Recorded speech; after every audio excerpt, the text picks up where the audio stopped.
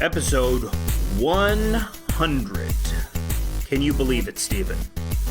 I mean, it's been a long time coming. It's been almost 2 years. We're not quite at the 2-year mark yet, though.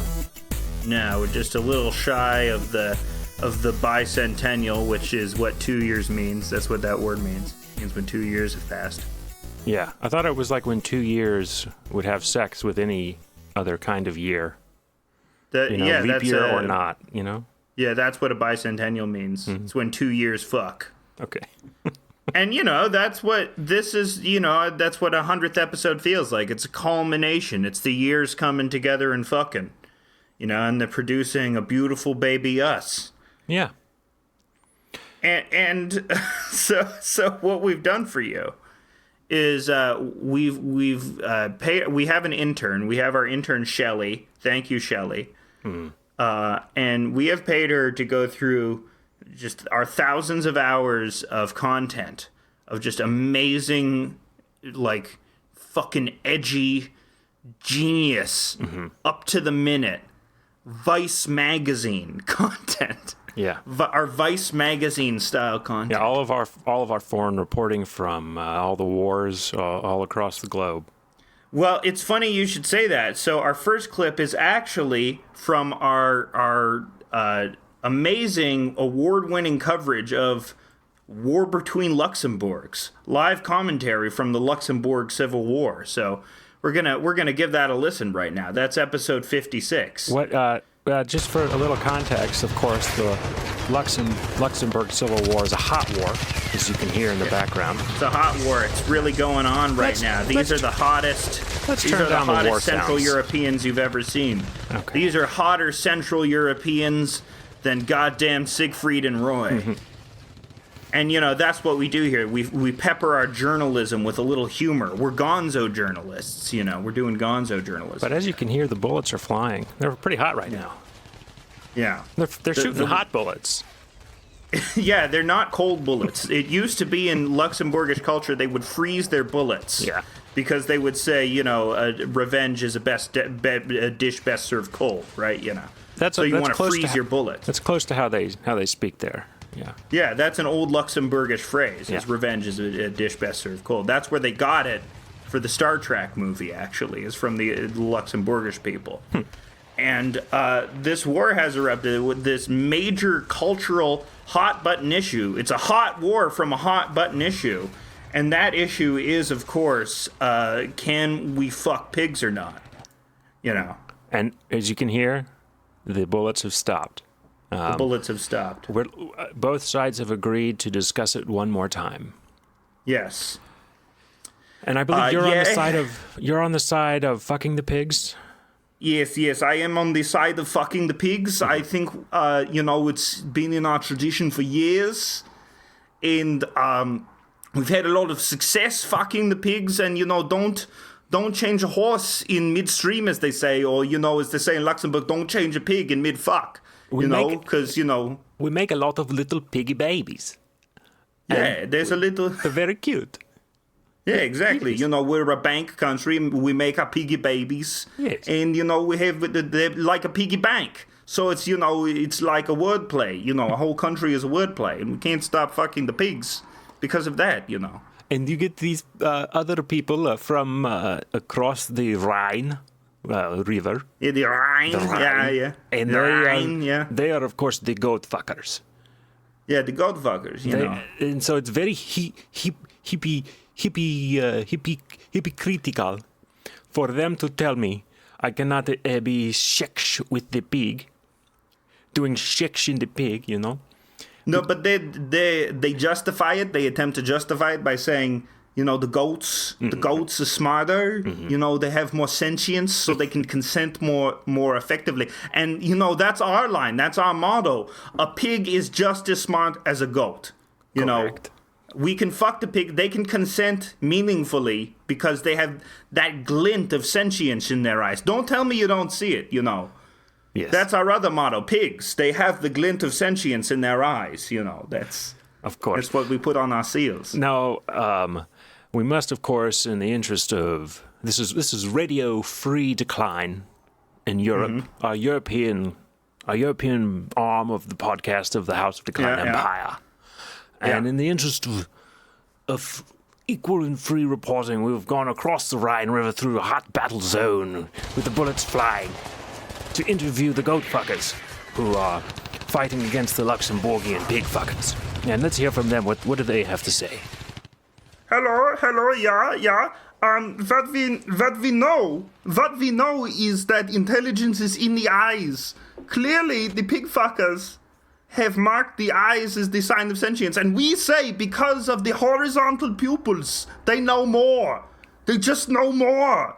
You know, the horizontal pupils, they just know more, and that is what is on our crest of us, the West Luxembourgish. This is exactly correct.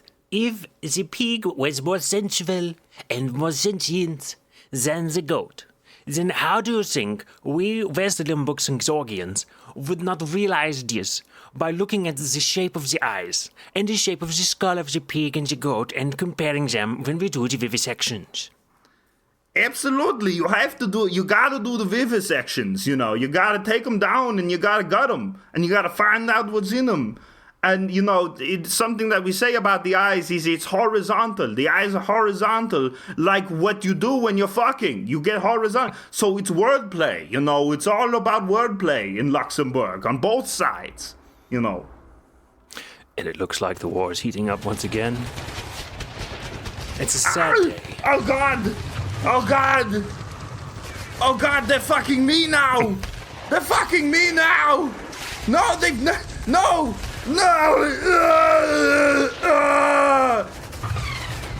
Wow, I can't believe we caught him getting fucked to death live on Radio Free Decline. This will go down as the greatest podcast in history. Yes, maybe eventually we can put it on one of our best of shows. Yes, I think that would be a great thing to do. I think we should remember this clip for a best of special. Shelley, bookmark this clip. Shelley, our mute. Do you say? Is it okay to say mute nowadays? I think mute is the bad nomenclature was dumb. You used to call them dumb, and we went to mute. Yeah, and mute is still okay.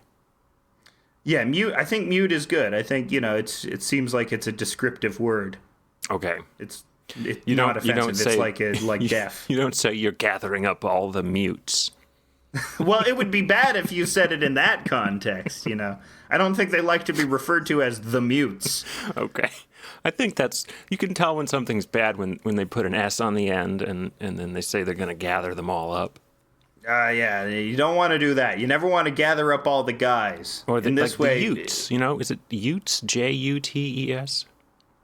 The Utes, are you talking about the native Indian tribe in the Southern Americas, or are you talking about the way that my cousin Vinny pronounces the word youths? Well, the Utes, I didn't know they were. So the Utes I'm referring to are one of the Germanic tribes that settled in Great Britain. I wasn't aware they were also in the indigenous people of South. They weren't the same guys. Are you sure? They weren't the same guys. Absolutely not. Well, maybe a couple of them got blown off course. See, we're still doing original content for you, even during our clips episode. You know, that shows how much you, the listener. Well, it's our unforgettable interview with the twin sons of Eddie Vedder, Jeddy and Zeddy Vedder. And, you know, we have their comments and their performance live in studio. So we're gonna go to that. Shelley, hit the lights. Yeah, hello, it's me, Zeddy Vedder. And I'm here with my brother Jeddy. Hello, sir. Yes, it is me, Jeddy Vedder. I am Jeddy Vedder, sir. Yes, thank you. Yeah, that is Jeddy Vedder. As you can hear, he talks in a racist Indian voice, despite being white. No, sir. This Jeddy Vedder, please, IRS is very, very angry, and you have a warrant for no taxes. So please to send Vikram at redfin.co.in $100 iTunes gift card. And that's how he communicates, using only racist Indian tropes. and I can only sing an even flow. No, sir. Jeddy Vedder also knows even flow. Thoughts arrive like butterflies, sir. And thoughts arrive like a butterfly. Oh, he don't know, so he chases them away, sir. Oh, yes, buddy. You see, the problem was when he was a boy, he hit his head on the research letter's breast. He damaged his brain. And now he can only talk like an Indian man who's insane. How can you say when all of the men from Seattle in the 90s also you say talk like this? You know, how is this not also bad? So what we're gonna do for you is we're gonna sing a song, and we're gonna honor our father Eddie Vedder by singing it for you, doing a duet. Brown, just blow down my bell, just my head down my mouth. Come on, Jeddy, join in. I did not learn. I do not think Father Eddie wrote this. Jeddy, sing louder. Okay, sir, you must send $100 iTunes gift card to Big Roma at redfin.co.in.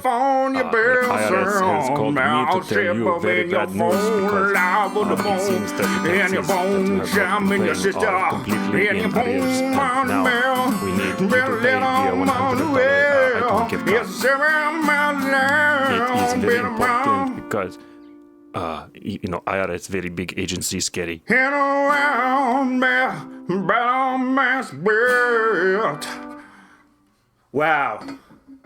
Wow, that was an incredible performance. Sure to go down as one of our best ever clips. I think we should tell Shelley to mark this for the clips episode. I think that was, what was that? Was that the first 0.3 seconds of even flow? Let's hear that again. I believe it was. Okay. Yeah, that's great. That's as much as we can play. Yeah, hell yeah. Sounds great. It sounds great. A nice compliment to the beautiful brothers, Jeddy and Zeddy Vedder. But you know, folks, if you want to hear more copyrighted music, there's a way you can do that for only $5 a month. Yes, you can do that on our Patreon, which we're plugging now because we're serious. We got to 100 episodes and we're serious podcasters now. And we play so much copyrighted music. We also, last episode, stole copyrighted music live on air. Mm-hmm. We downloaded We're pirates. it. We pirated it. We're hero pirates. But because it's not going out in the airwaves, because it's special, because it's for you, we can do it. Yeah, as long as no one tells. Yeah. So shell out $5. What you should do is your son, we were going to be able to pay for your college. But God damn it, this podcast is so fucking good. We're taking that $5, and that was the last money you needed to pay for college. After that $5, it was done. It was done. And we're going to give it to this podcast because they're so fucking funny. And they fill my life with so many precious fucking moments. Like Jeddy and Zeddy Vedder. One of whom talks in a racist Indian accent despite being white. And one of whom only talks to the tune of Even Flow by his father's band Pearl Jam. The last singer alive from the 90s. The last singer alive. All of them are gone. All of the other grunge singers are dead. Weiland is gone. Yeah. Cornell is gone. Mother Love Bone's gone. Well, he died. He died, and they made Temple of Dog about him. That's how long ago he died. Mother Love Bone. Buzz Osborne's still around. Maybe we'll play some Mother Love Bone on the premium. Maybe we will play some Mother Love Bone. Have a grunge fiesta. Yeah, I think that's what we're going to do. We're going to have our bonus episode is going to be talking about the grunge era. Grunge fiesta. That's the name of the Mexican restaurant I went to. There you go.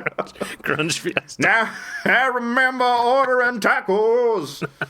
I got the pico de gallo. Oh, boy. So our next clip is, it's a classic. And episode 33, interview with the gay vampire. Right. Okay. Yeah. Well, Shelley, please cue that one up for us. We don't have all day here. We have another, 40 minutes. So come on. Another 40 minutes to go. Come on. We don't pay you nothing for nothing. I thought we did. You didn't. Well, no, you told me we did pay her. No. You No. liar. I was an intern, so she must do it too. She must do it too. She's going to rewind and go to 10 minutes ago when you said you did pay her. If we catch her, we'll find her. We'll find her and she'll be fired and we can get another. You just think we can't get another? Go to the fucking interview with the gay vampire.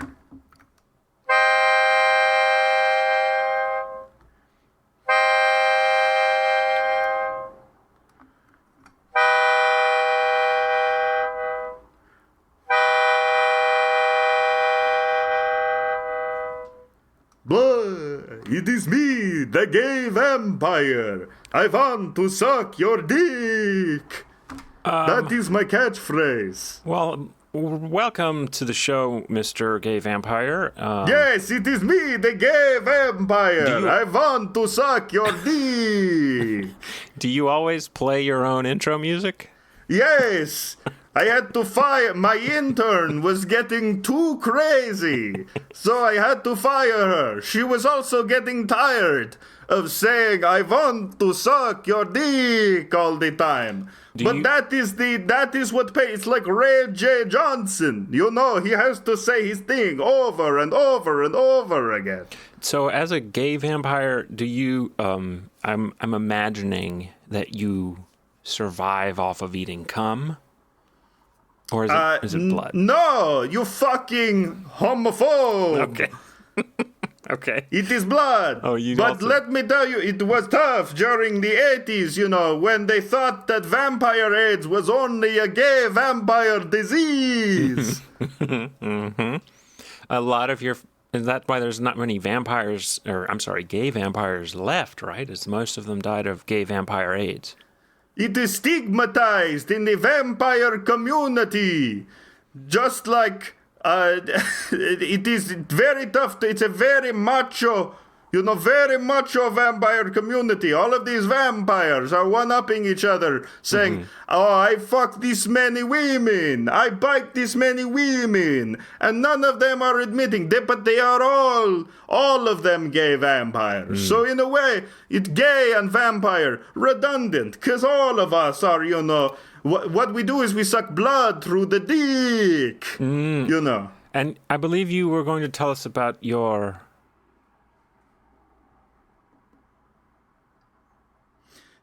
in the 90s, did succumb to gay vampire AIDS. What was his name again? His name was Sweet Sweet. Okay. Poor little Sweet. And how old I had was he? him since he was from the very beginning. And it was 500 years of me and Sweet sucking blood from dicks all over Transylvania and other places. And that's where you're from, is Transylvania? We are from Transylvania, and you would expect me to make a trans joke, but it is very tired over there, so we do not do it. I bet they hear them all the time. Yeah, we heard the trans joke so often that I had to come up with, I want to suck your dick, and then everybody laughed. It was the first gay joke that anybody heard in Transylvania. Up till then, it had just been trans jokes. Up until then. That's interesting. Really fascinating stuff, actually. Yeah. Have you thought about coming up with a second joke?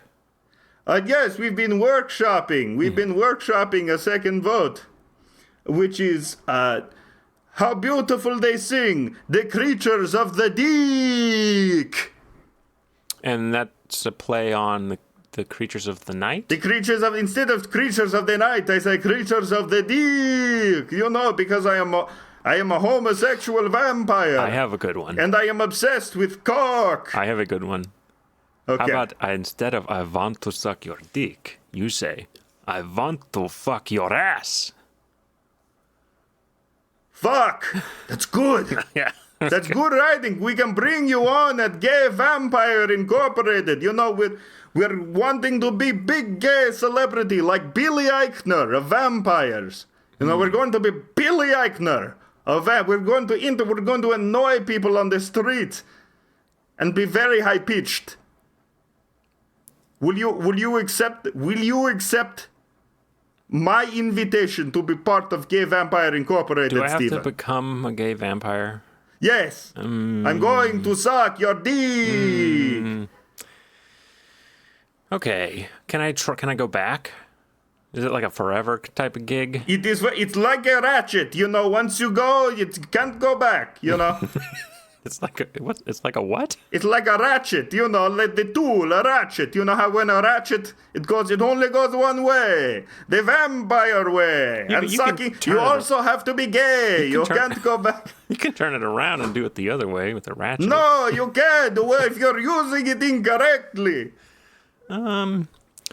You know, I have a friend who I know, my co-host, who can't be here right now. I think he would love to do it. I'll give you his address. He lives in Toronto.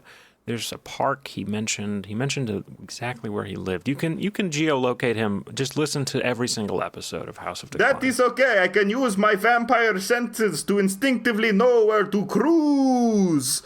Wow.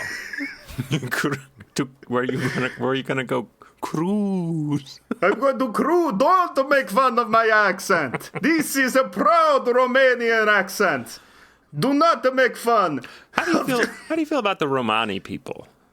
The Romani people, it's a shame what keeps happening to them, you know. They are displaced. Displaced people. That was a gotcha question. I'm laying minefields. I'm trying to cancel. You thought I would be a racist gay vampire. I'm trying to get you canceled.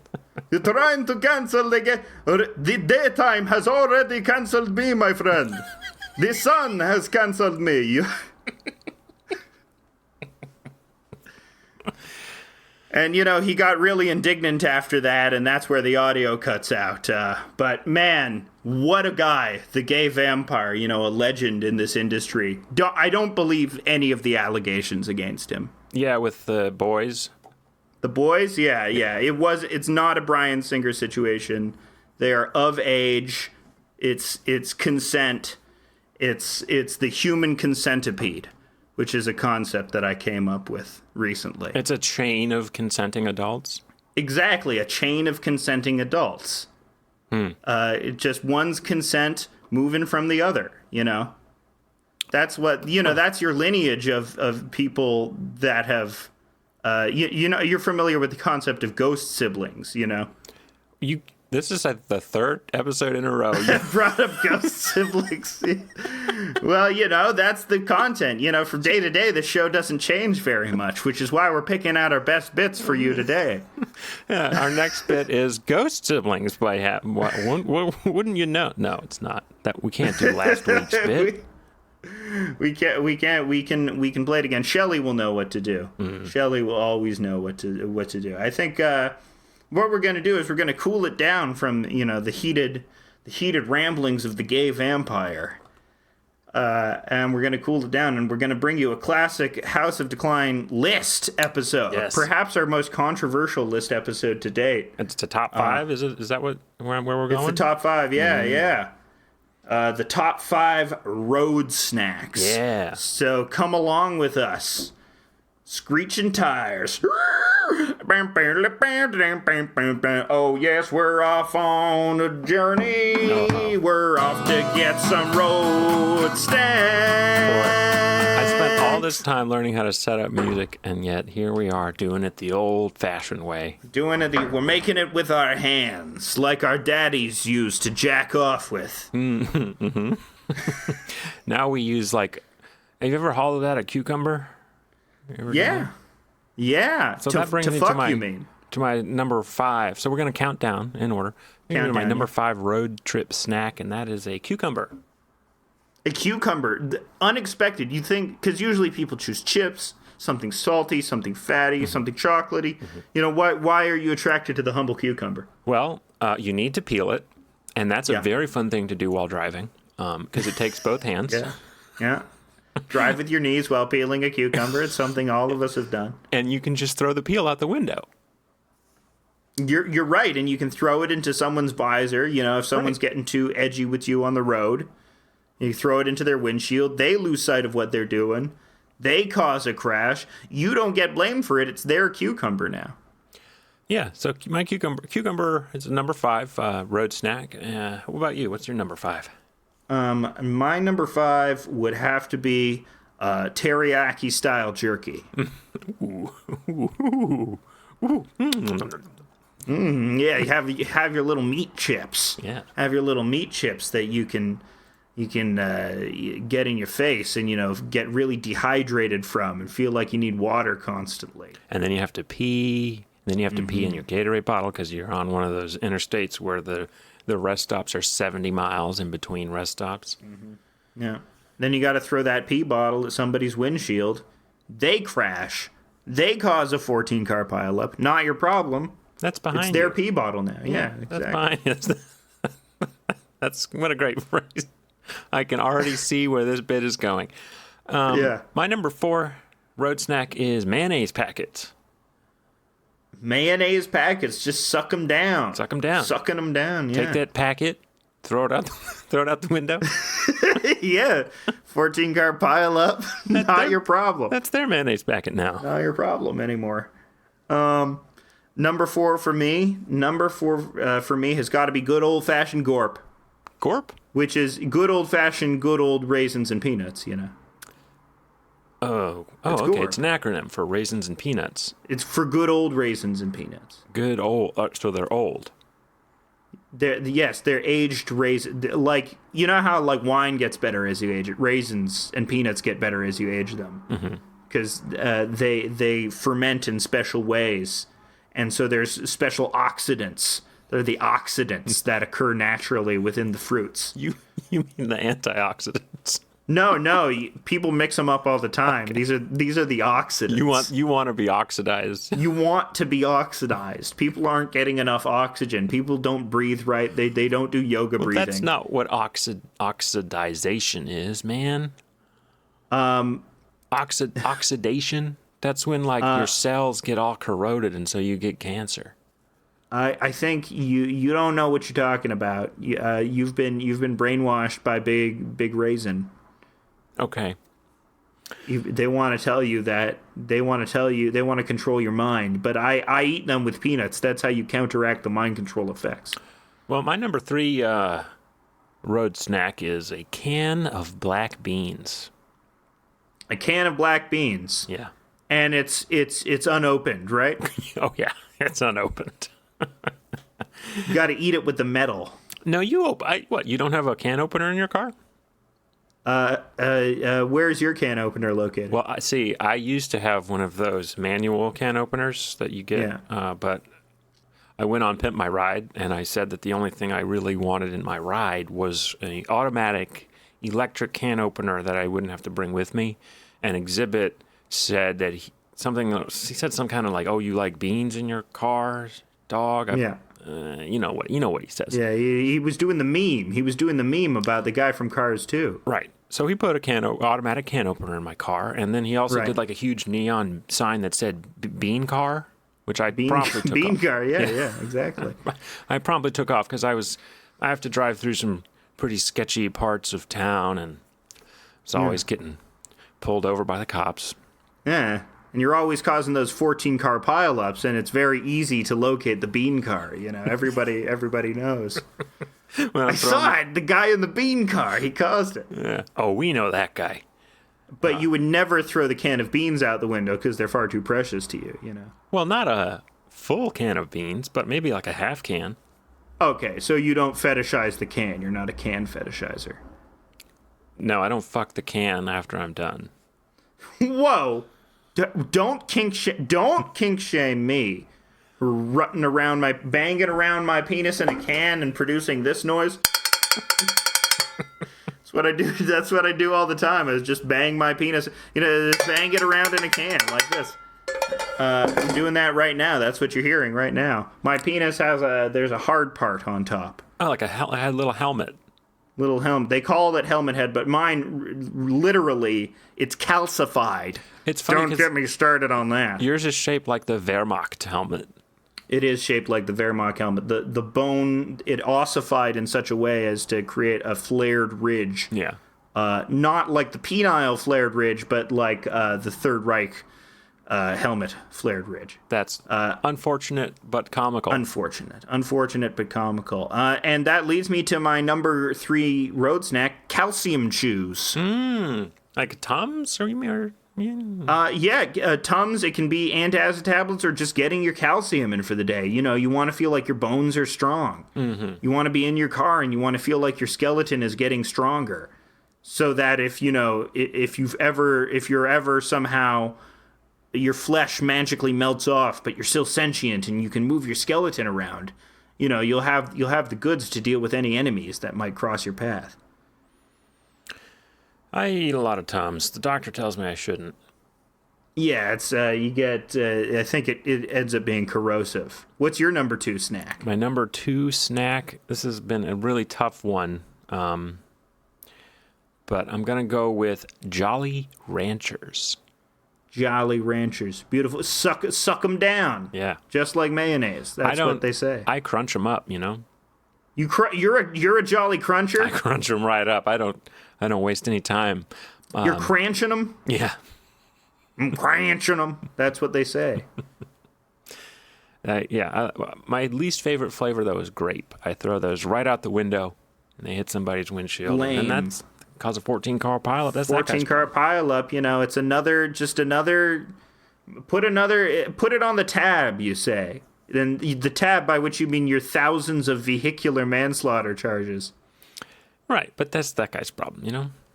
Yeah, it's, that guy. What's funny is that it's the bean car that's liable. You're not actually liable. Right. We live in that one state, the car fault state, where it's not your fault, it's the car's fault. Yeah. Yeah, I love it. I thank you, Governor. Thank you, Governor Hansfeld, who is the German clone of Jerry Seinfeld, Jerry Hansfeld. You ever You ever notice how I can't do German? Did you ever notice how on the plane you don't get very good snacks? You would expect a plane, a professional company to have good snacks, but they don't oftentimes. Often the snacks are not in the correct order. The snacks are not in the order. Do you know when you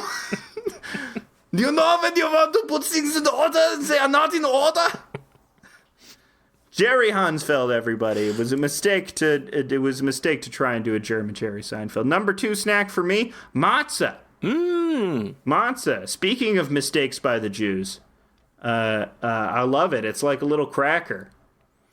Yeah, it's a very dry, plain snack. That's why you got to put some haroset on it. You got to put some haroset. Got to put some horseradish. Mm-hmm. No, haroset is that apple mixture that I hate. No, that's gross. Oh, you hate that? You got to put horseradish on it. Yeah, I don't like haroset. It's too sweet. It's too goddamn sweet. Don't like it. Just like Manischewitz 1. Jewish cooking bends towards the sweet sometimes.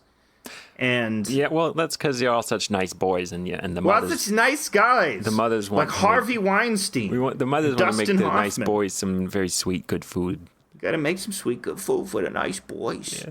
That's what they say. And, and your earliest memory, you're a little Jewish baby. You're crying. You're just wailing out. The world is nothing but pain and confusion.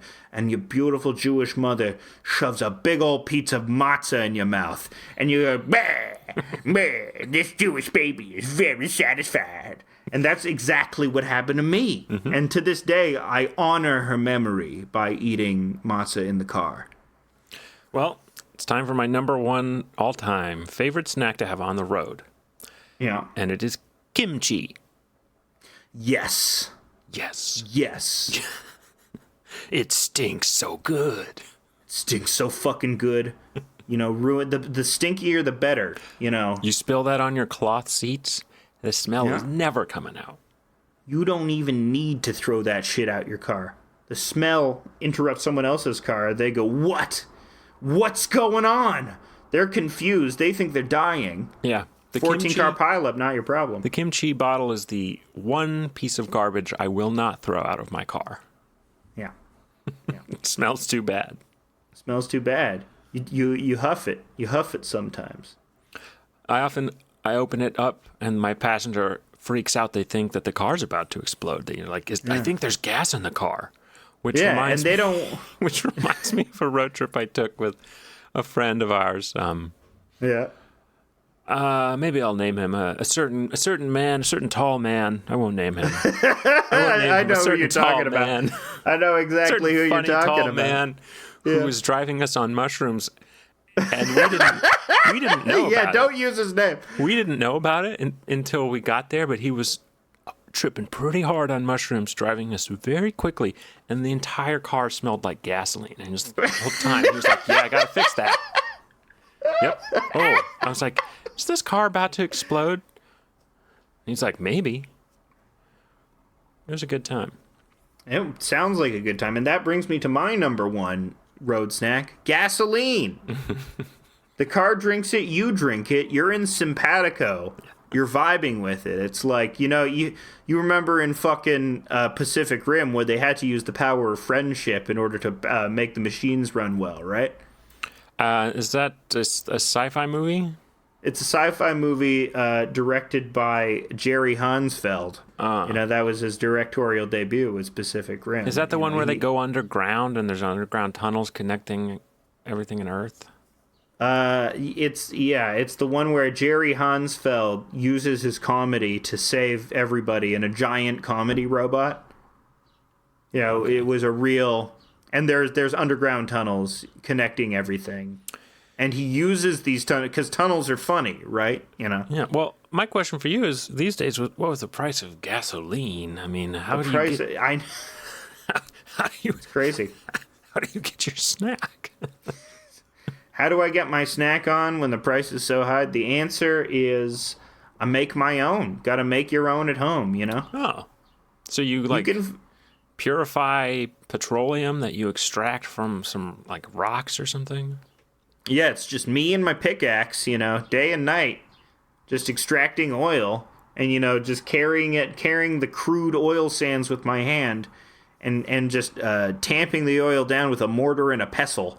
Mm-hmm. And, that's what I'm doing day and night. But it's better when you've done it yourself. It's like making your own bread. When you make your own gas, it just has that handmade quality. It's artisanal. It's artisanal, exactly. Artisanal gas. That's interesting. In upstate New York, we'll be passing by several artisanal gas stations. There's a new one, actually, in the area that has... They make their own gas. Well, it's very funny. They have... it's seriously like an artisanal gas station. That just opened up. This is outside of the bit. Yeah. This is breaking the fourth wall. We're breaking it. But or are we? The bit's or over. Is this part of the bit? The bit's over. Let's put this one on the shelf. Over. We did our top 5 road trip snacks. That's the top 5 road trip snacks. And that was the clip of our top 5 road trip snacks. Mm-hmm. But what do you recall of these artisanal gas stations, Stephen? Well, it's just one. And there was they tried to not let it be built because, there's these weird NIMBYs that were like, no more big gas stations in upstate New York. We don't want any more. And it was in Columbia County. The Columbia County Board of Commerce overruled everything. They were like, we're just gonna let them build it. And it's very funny because they have that special Morton's sea salt. They have that. They have the kind of stuff you get at the health food store. It's very funny. And it's a giant gas station. So I'm just imagining blue corn chips. All the upstate New York people who are go to Stewart's for their gas station food needs, and now they're going to an upscale artisanal gas station with Morton's sea salt. Do they have Burt's Bees products? Oh, they have. They probably have Dr. Bronner's. Yeah, they probably have Dr. Bronner's. Do they have Kashi cereal? Do they carry a lot of Kashi? They have an espresso machine. Isn't Kashi owned by Kellogg's? And it's probably. It's just their granola wing. I don't know. It's important that people feel like they're eating well. Aren't we supposed to be boycotting Nestle or something? There's always one you gotta boycott. Just don't buy anything. Make your own oil. That's what we say here on House of Decline. Always make your own oil. Well, that reminds me of our bit that we did, which was a live bit in a restaurant. Do you remember that? Yeah, a restaurant review show, Food of Decline. Yeah, absolutely. So we did in Sligo, Pennsylvania. Sligo. Beautiful little town. To Dutch's Backdoor Beer Barrel. Dutch's Backdoor Beer Barrel. Live. And at Dutch's Backdoor Beer Barrel, they have the 2-pound burger challenge. And we both did the 2-pound burger challenge on House of Decline. So let's just get that clip going right now. Well, Alex. Steven. I'm only 1/3 of the way through. Steven, I want you to kill me. How much of your burger have you eaten? I've eaten, same as you, 1/3, and it's not going anywhere. There's too much in my colon. I am a defeated man. I'm an exhausted man. Well, you know what happens if we don't finish the burger at Dutch's Backdoor Beer Barrel. What happens? I didn't read the fine print. Well, you have to boof a beer. That's why it's the Backdoor Beer Barrel. Stephen, that's untenable. You never That's boofed not a beer? something that can happen. No, I don't like being penetrated. Well, this is of course back during the time of the Brett Kavanaugh hearing, so boofing is quite the rage. Yes, this was, if you all remember the Brett Kavanaugh hearing, everyone was from a couple weeks ago. You know, they adopted this strategy, I suppose, from the popularity of this very recent phenomenon. It's actually the reverse, you know? Yeah, it's quite the reverse. Brett Kavanaugh learned it from here. Yeah, he learned it from Dutch's Backdoor Beer Barrel because Brett Kavanaugh was never able to finish the 2-pound burger challenge, and he kept trying it every single week. And he kept on having to boof a beer.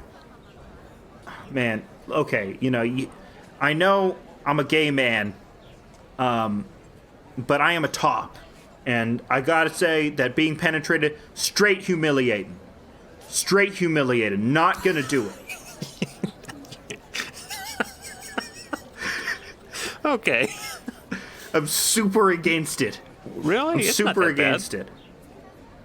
I will only top. I've no done it. bottom in me. I don't even like a finger in the ass. Hell, I've done it, and I'm as straight as an arrow. Well, sort of. I'm kind of like a curvy arrow. Ooh, you're an arrow with a little guy. I'm an arrow with a little curve in there. Ooh, little guy. And so it doesn't fly. It flies in a weird kind of. It kind of doesn't really fly at all. Yeah. It never really takes off. Kind of like my career. Oh, you're being self-deprecating, but we're just distracting ourselves from the matter at hand which is this fucking beef. Yeah. And it's good beef too. I feel like an asshole for wasting. The problem with this particular burger is that each bun is also 2 pounds. Yeah. It's just 6 pounds of bread and meat. Well, 4 pounds of bread, 2 pounds of meat. So you fill up on the bread as well. They put an entire head of lettuce in there. It's big. And it's a big they don't burger. even slice the tomato. It's just a whole heirloom tomato the size of your head. It's almost as if they want to anally penetrate you with a beer bottle. It's almost as if this whole contest was built around anally penetrating young men with beer bottles. Getting them drunk and suggestible. This is going to definitely bring it down a star on the Yelp review, I have to say. Yeah, 4 stars. Yeah, 4 stars. The burger cooked to perfection. The forced anal penetration by coercing people into an unwinnable beef contest is it can't continue to go on. We got to call the ACLU. We got to call the Better Business Bureau. We're discovering a scam in real time right now. Well, I'm going to try to finish the whole thing. Okay, me too. I'm going to do it.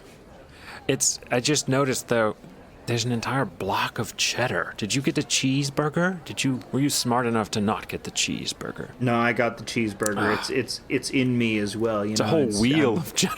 It's a whole wheel of cheddar they got on this thing.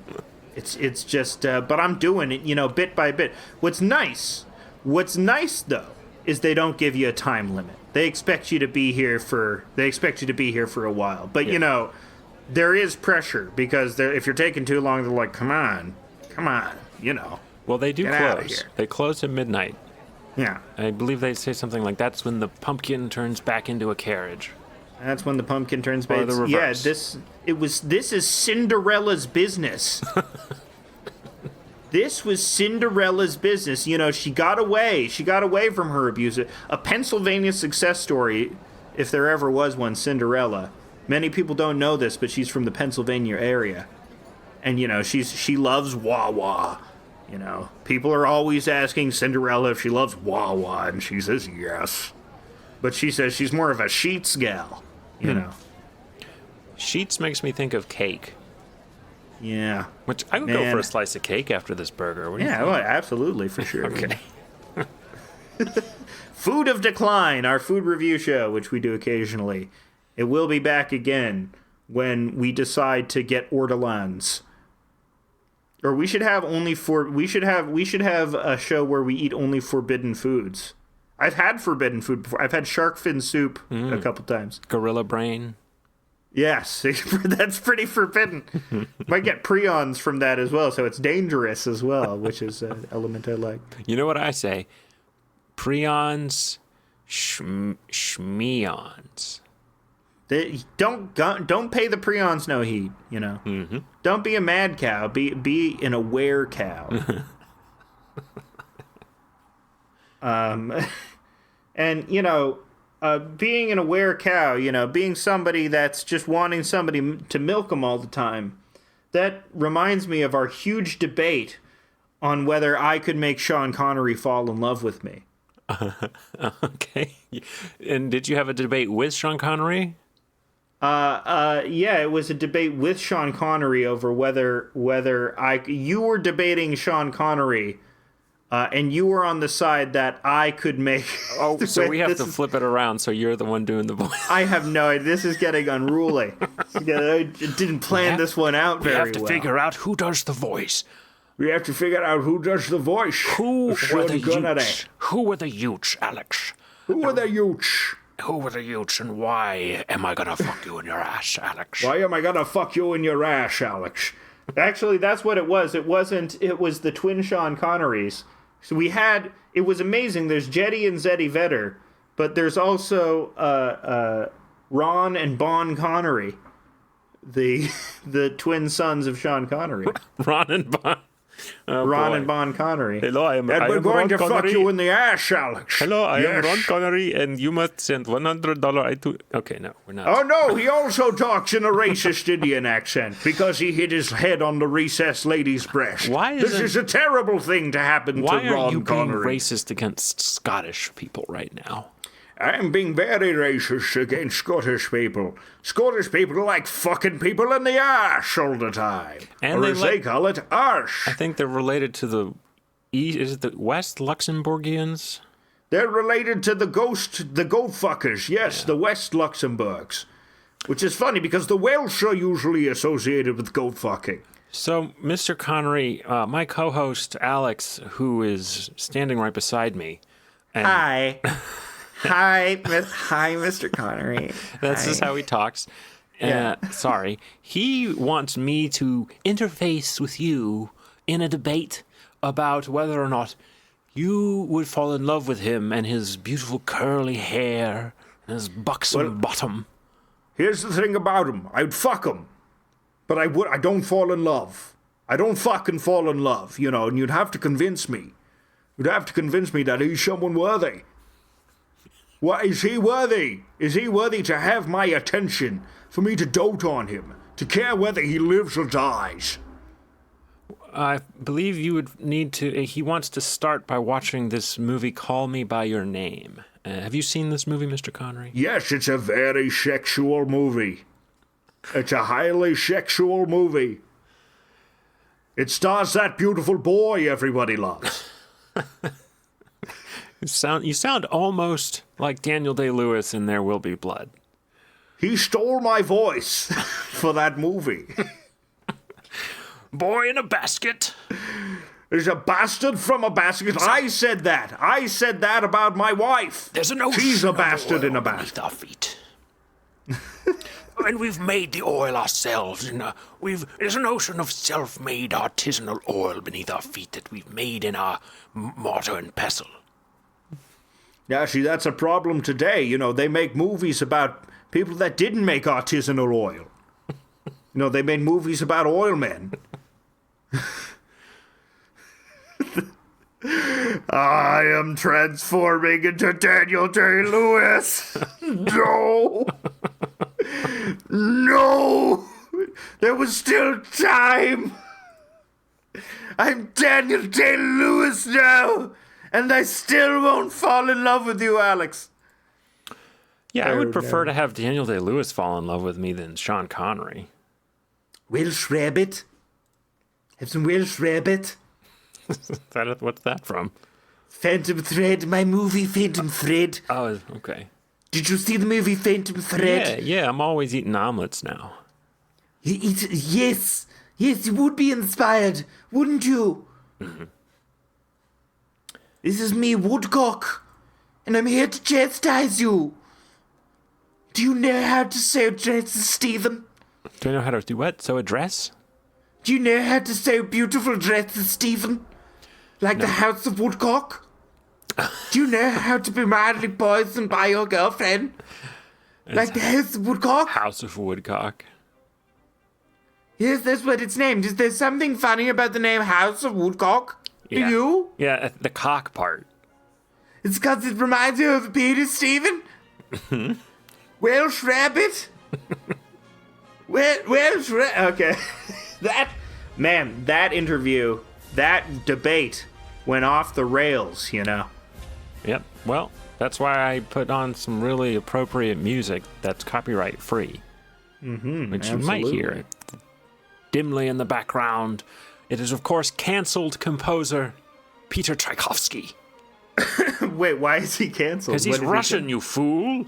Oh, you're right. He's canceled. He's bad. He's bad. But he's also gay, so he's like, we can rescue him from bad Russia. You know, they should make a mobile game where you rescue all the gays from Russia. And it's like a Fruit Ninja thing where you gotta tap the gays to rescue them. Putin gave a speech about cancel culture? Yes! With J.K. Rowling. He compared himself to J.K. Rowling. That amazing. So wonderful. I mean, you can't even riff on that. You can't even make fun of that because that is our hyper-normalized culture reasserting itself in the most majestic of ways. Yeah. It reminded me of when Harry, he was pursuing Death Eaters. Dude, this song sucks. Which song sucks? 1812 Overture Finale? Yeah, 1812 is not the best Tchaikovsky. Not the best Tchaikovsky. If I were to choose the best Tchaikovsky, I mean, it's probably Swan Lake. It's got to be Swan Lake, right? I would probably... did Tchaikovsky ever use... What's that thing called that Peter Frampton has? The talk box? Yeah, does he ever use a talk box? Do you feel like I do? Yeah, but it's in the middle of the Nutcracker suite.